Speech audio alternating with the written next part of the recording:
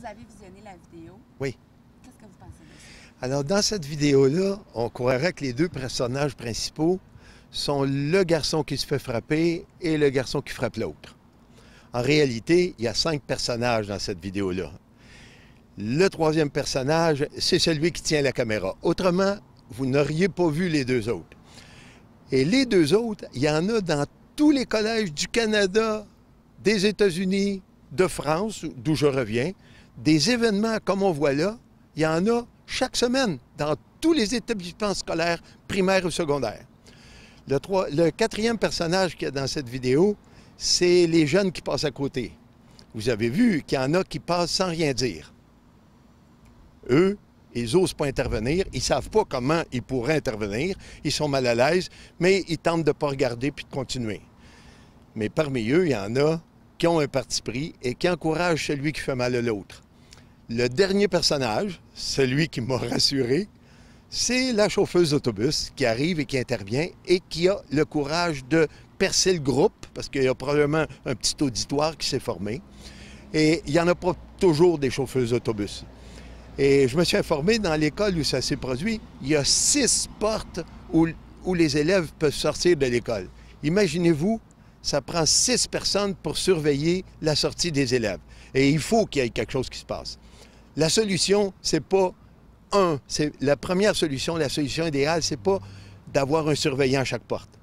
C'est d'avoir un entraînement formel chaque année dans tous les établissements scolaires pour préparer tous les élèves à être témoins d'une scène semblable. Parfois, là, il n'y a pas de coup de poing, hein, mais la méchanceté peut être verbale et très cruelle. Et les dégâts sont aussi profonds chez la victime. Le sport national des adolescentes, majoritairement des filles, c'est le bitchage. Et elles apprennent très tôt à se former des clans et à exclure des copines du groupe. C'est une forme de méchanceté et de cruauté qu'il faut prévenir. Qui va former les enfants à savoir qu'est-ce qu'on fait dans ces cas-là? Qui va former? On ne fera pas venir un psychologue à tous les fois, à tous les ans. Ça prend donc un entraînement du personnel à tenir un exercice annuel, comme on fait pour les exercices d'évacuation de l'école en cas d'incendie. Même s'il n'y a pas eu d'incendie dans les écoles depuis 20 ans, on fait l'exercice quand même. Alors moi, ce que j'ai ressenti en voyant ça, c'est ces élèves qui sont passés à côté, ils n'ont pas eu l'entraînement de qu'est-ce qu'on fait dans un cas semblable. Parce que s'ils avaient eu l'entraînement, ils auraient su tout de suite comment on procède, d'abord pour faire cesser les coups, et 2, comment on fait pour venir au secours de la victime autrement qu'en criant ou en hurlant ou en appelant à l'aide. Si quelqu'un se noyait, on préparerait les jeunes à savoir quoi faire. Alors, dans ce cas-ci, et des cas semblables, je répète, il y en a dans toutes les écoles d'Amérique, au moins une fois par semaine, parfois plusieurs fois par semaine, si on n'entraîne pas les élèves à se développer des anticorps contre ce genre de phénomène, il y en aura toujours et on aura beau inventer des punitions de plus en plus cruelles, jamais on réglera le problème. C'est ça. Moi, c'est ce que, quand je l'ai visionné, c'est ce qui m'a étonné le plus. Je me suis mis à compter le nombre de personnes que je voyais passer et qui faisaient rien. J'avais de la misère à m'expliquer ça. Ces personnes-là, dès qu'elles ont été témoins de la scène, au moins les 3/4, elles ont ressenti un profond malaise. Oh, c'est grave. J'ai donc intérêt à retenir le moins d'informations possible au cas où on me demande de témoigner. Parce que si je témoigne, je sais d'avance que si on retrouvait tous ces élèves, puis on leur posait la question, la plupart diraient « non, j'ai rien vu ». Parce que si tu n'as rien vu, tu es dégagé, il n'y a plus personne qui te harcèle pour te demander comment se fait-il que tu as passé tout droit. Vous savez, pour un être humain, accepter d'avoir été lâche, c'est un des degrés de baisse de l'estime de soi le plus grave, le plus terrible. Donc, on ne veut pas avoir été lâche, mais on l'a été. Alors, qu'est-ce qu'on fait? On passe à côté, on regarde le moins possible et on essaie d'oublier ce qu'on a vu. Comme ça, que si quelqu'un te demande ce que tu as vu, tu n'as rien vu. Je sais que ça a toujours existé, la violence à l'école, mais on a l'impression qu'il y en a plus, qu'il y a plus d'intimidation, plus de tout. Pourquoi?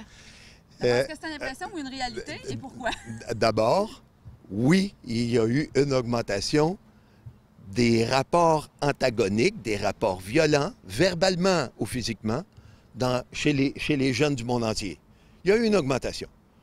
Il y a 3 phénomènes qui sont combinés. Premier phénomène, les enfants d'aujourd'hui sont issus d'un couple qui a des problèmes de fonctionnement en couple. De plus en plus de divorces, de plus en plus de séparations, et même chez les couples où il n'y a pas de séparation, il y a des disputes très troublantes entre papa et maman qui fait que l'enfant développe dans son cerveau un malaise qu'on est obligé de l'appeler de l'anxiété. C'est un facteur d'insécurité qui pousse plusieurs jeunes ou bien à devenir agresseurs auprès des autres, ou bien ça les prépare à devenir des victimes. Le deuxième facteur qui s'est combiné au premier, c'est que le papa et la maman d'aujourd'hui ne savent plus représenter l'autorité. Ils connaissent tous les défauts de l'autorité. Ils râlent contre le gouvernement provincial, contre le gouvernement fédéral, contre les élus, contre le maire, contre l'autorité de l'école. Mais eux-mêmes représenter l'autorité dans le gouvernement familial, ils ne savent plus comment. Ça devrait s'enseigner. Ça devrait s'apprendre. Quand un élève arrive en secondaire 4, secondaire 5, il faudrait que tout le monde ait un petit entraînement minimal pour savoir comment nos enfants ont besoin d'autorité et comment on peut représenter l'autorité de façon à stimuler l'estime de soi de l'enfant et non pas à l'écraser et à le diminuer tout le temps. Le troisième phénomène, c'est que le jeune d'aujourd'hui est en contact avec des écrans où il devient anonyme. Il se croit inattrapable.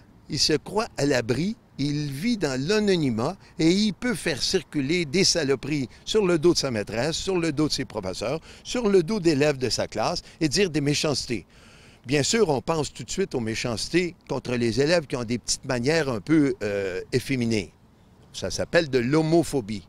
Mais je sais par expérience, pour avoir rencontré des dizaines de milliers de jeunes, que le reproche, le type de rapport entre jeunes qui est le plus cruel en ce moment, le plus populaire, c'est la misogynie. C'est tout ce qui s'appelle méchanceté à l'endroit des filles, à l'endroit des femmes.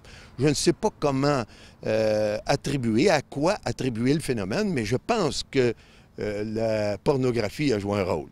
Je pense aussi que les types d'émissions et les types de rapports sociaux sur les réseaux sociaux, les types de rapports sociaux les plus fréquents chez les jeunes sont ceux où on peut se payer la gueule et maltraiter, salir la réputation des filles. Mais ça se fait aussi contre les gars.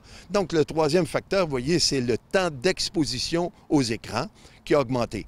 Ça a développé une baisse de l'empathie et, en même temps, cela a développé une augmentation du narcissisme. L'élève qui est derrière et qui prend plaisir à faire mal aux autres, il sait d'avance qu'il va se développer un auditoire, un groupe de supporters qui vont l'applaudir à tous les fois qu'il est méchant. Et plus il va être méchant, plus les supporters vont applaudir fort et ça fait en sorte qu'il peut avoir une bagarre à coup de poing, mais il peut aussi avoir, sans aucun coup de poing, des élèves de plus en plus méchants les uns avec les autres, avec des groupes pour les supporter. On devrait interdire les réseaux sociaux puis Internet jusqu'à quel âge? Non, attention. Oui, la première solution qui vient à notre esprit, si c'est le temps écran joue en défaveur des élèves puis empoisonne le vivre ensemble, on devrait l'interdire. On a trouvé mieux que ça. Moi, les écoles ou les collèges où on m'invite, c'est pour immuniser les élèves et développer une partie de leur cerveau qui s'appelle le lobe frontal. Le lobe frontal, c'est l'endroit où on juge ce qui nous arrive comme message et qui nous met au courant des conséquences que ça aura sur mon comportement et mes attitudes. Ça s'appelle de l'éducation médiatique. Attention, critique. Parce que montrer à des élèves à glisser leurs doigts sur un écran, l'entraînement peut être facile. Mais l'habituer à juger puis à connaître d'avance les effets du temps que je passe devant les écrans, le choix des émissions que je regarde, le choix du langage que j'adopte sur les réseaux sociaux, le choix des jeux vidéo où je gagne des points à tuer des méchants, puis je me sens à l'abri, j'ai jamais envie de tuer personne, non. Mais tu deviens désensibilisé. Et quand tu es devenu désensibilisé, ta capacité de porter secours à quelqu'un qui se fait faire mal, bien, tu l'as perdu. Voilà. J'en reviens un petit peu tantôt, vous parlez des rapports dans le couple qui... Qu'est-ce qui est...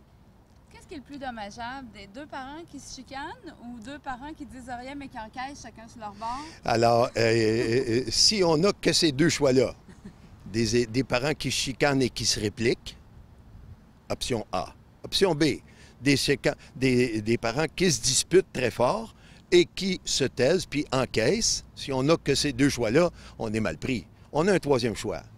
Le troisième choix, c'est de décider ensemble que quand on a des rapports à régler, des rapports désagréables à régler, des questions sensibles qu'on sait qu'ils vont dégénérer en dispute, on a comme responsabilité, comme adulte, de le faire à l'abri des enfants.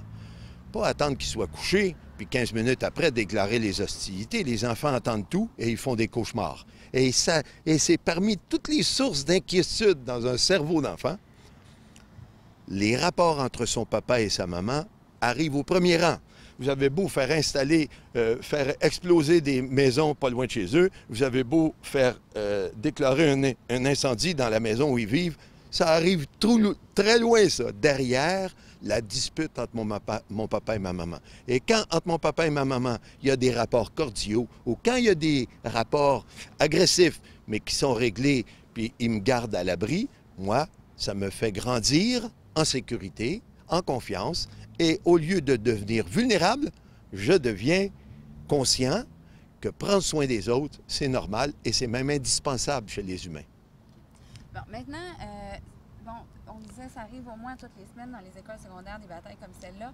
Mais dans ce cas-ci, il y a eu des arrestations. Oui. On a arrêté aussi des jeunes qui étaient là pour encourager. Et ça, je pense que les jeunes ne s'attendaient pas à ça. Alors, quand l'acte a eu lieu, moi, je suis un spécialiste d'agir avant que l'acte ait lieu. Mais il y a lieu. Ça nous prend une sanction exemplaire. Pas une sanction fondée sur la cruauté de la société, de la direction de l'école ou de la police contre les personnes qui ont commis l'agression ou ceux qui l'ont laissé commettre puis qui l'ont encouragé. Ça prend pas rien que de la punition pour l'acte, ça prend de la réparation. Et apprendre à réparer les dégâts qu'on a faits, c'est aussi important que pour une fenêtre cassée, pour une auto vandalisée, que pour le langage ou le geste posé à l'endroit d'un plus faible. Si on n'apprend pas aux enfants à réparer, jamais ils apprendront à ne plus causer le dommage pour ne pas être obligés de réparer. Et réparer, c'est pas de l'humiliation. Réparer, c'est de la reconstruction de la personne pour qu'il réalise le dommage qu'il a fait aux autres et que ça se répare. Et la confiance en soi que tu as brisée chez l'élève que tu as frappé devant tout le monde, que tu as humilié devant tout le monde, toi, tu as la responsabilité de réparer ça. Et donc, quand tu l'as réparé une fois, je vais te dire que tu fais attention la prochaine fois que tu as l'occasion ou que tu es fâché après quelqu'un. Tu contrôles tes impulsions. Donc, dans ce cas-ci, il aurait fallu qu'en public, il aille s'excuser ou quelque chose comme ça. Moi, c'est pas s'excuser en public, c'est tu vas t'asseoir, puis tu vas réfléchir, puis tu vas me mettre des propositions de solutions. Et pas faire réfléchir seulement le gars qui a fait mal aux autres.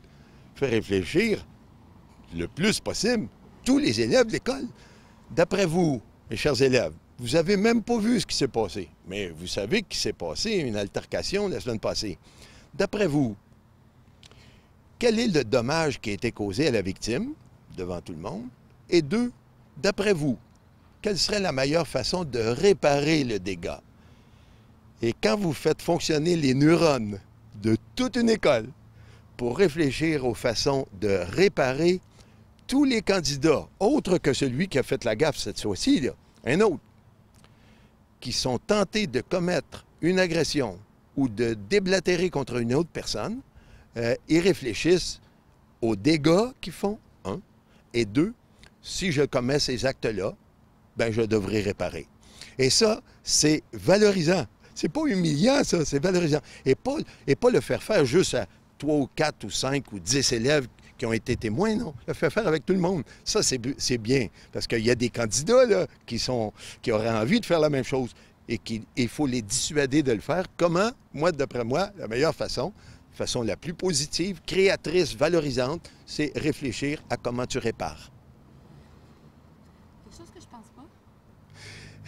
Moi, je suis impressionné de voir que vous avez pensé déjà à toutes les questions que vous m'avez posées, mais je vais vous dire, entre ce que je fais avec vous Et ce que je fais dans des écoles, je le fais presque toujours dans des écoles. Mais avec les médias, qu'est-ce qu'ils font?